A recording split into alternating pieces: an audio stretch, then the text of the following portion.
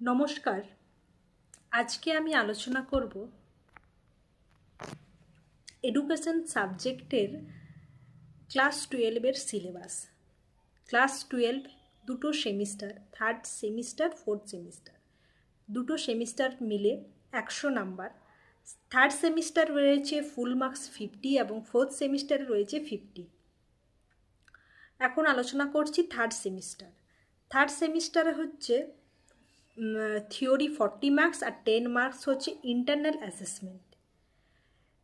Third সেমিস্টারে theory 40 মার্কসের মধ্যে দুটো গ্রুপ রয়েছে, গ্রুপ এ এবং গ্রুপ বি।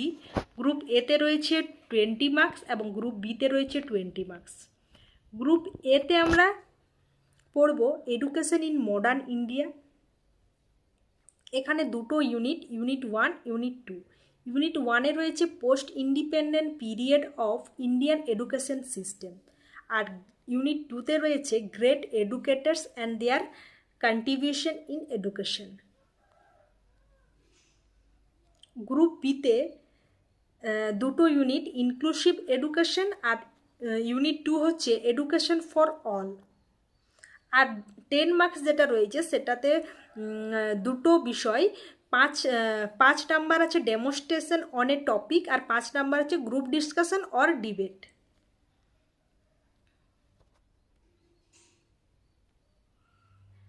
তারপর ফোর্থ সেমিস্টারটাও রয়েছে 50 মার্কসের।